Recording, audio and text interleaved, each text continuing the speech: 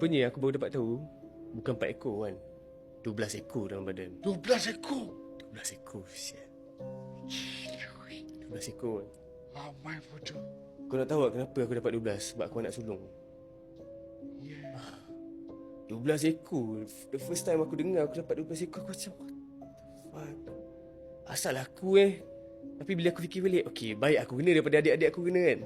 Faham tak? Sebab jarak umur aku dengan adik-adik aku semua dekat-dekat kan. So aku macam risau, baik aku kena lah. Tapi 12 ekor tu patutlah. Faham tak? Terus aku realise, patutlah hidup aku susah sial. Patutlah aku lagi jauh daripada solat kan. Patutlah aku buat benda tu, patutlah aku buat benda ni. Rupanya benda tu memang betul-betul bersarang dalam badan aku.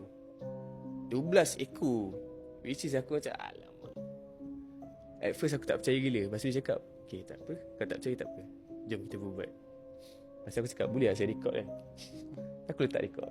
Okay, Record video? Aku record video. Nanti aku tunjuk. Wih, ada video? Ada video. Wih. Okay, bila nak berubat saka ni, kau jadi tok guru, Okay. aku pesakit, dan dia kena ada seorang which is pengantara. Okay, dan mak aku ni adalah pengantara tu.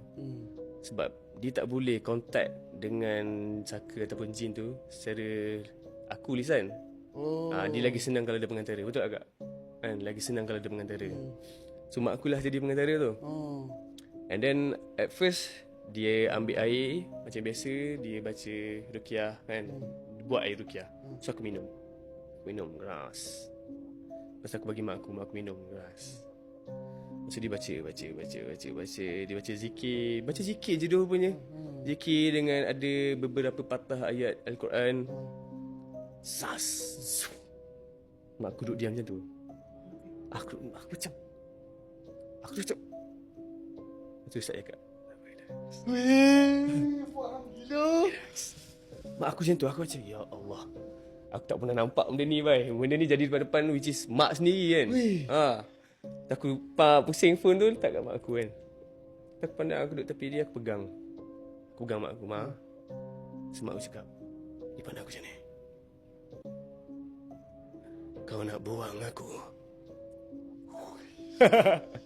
Mak cakap macam tu? Bukan mak aku lah, tapi benda tu lah. Yalah. Kau nak buang aku? Aku tak tahu. Dia cakap gandu ke apa? Cakap gandu ke apa? Tak, cakap KL lah. KL. Buang aku ke apa? Kau nak buang aku? Dia gelak. Aku dah tu seram gila. Aku macam, weh, sebiji dalam filem kan. Sebiji dalam filem. Aku macam, ya Allah, benda ni jadi depan mata Aku tarik nafas, aku pegang mak. Ada minta maaf mak, apa semua kan. Kau nak buang aku? Dia menggila depan mata aku macam, ya Allah. Lepas tu Ustaz cakap, tak apa, awak try borak tu kan. Ustaz cakap, kau dah berapa lama dalam badan budak ni kan? Dia angkat kepala. Aku dah jaga budak ni lama dah. Aku jaga dia bila mak dengan bapak dia tak jaga dia. Which is, bila aku duduk sorang-sorang, biasalah orang perantau kan, mak ayah tak jumpa. Kadang-kadang kita kena survive sendiri, cari duit kan.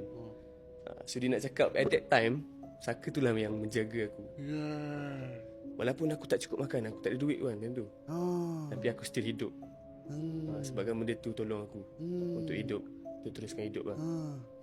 Walaupun aku makan sikit je, tapi benda tu still kuat lah. Pernah tak kita dengar cerita yang orang-orang tua dah baring, dah sakit tenat gila kan, tapi dia still tak mati-mati, dia still hidup. Sebab saka tu lah yang menghidupkan badan dia tu. Betul tak? Pernah dengar cerita tu kan? So benda tu lah yang terjadi kat badan aku. Lepas tu cakap, kau nak buang aku? Aku dah jaga kau lama dah. Kau nak buang aku? Dia gelak.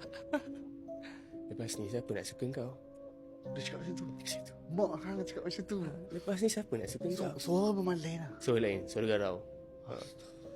Lepas ni siapa nak suka kau? Kau yakin ke lepas ni berlakon orang nak tengok cerita kau?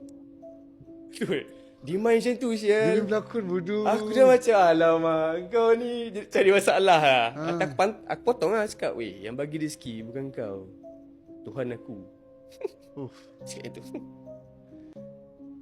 Time kau tak ada duit, aku yang bagi kau hidup. Aku yang buat kau bertahan. Cakap macam tu. So aku cakap, dia main psychological tau. Faham tak? Ya.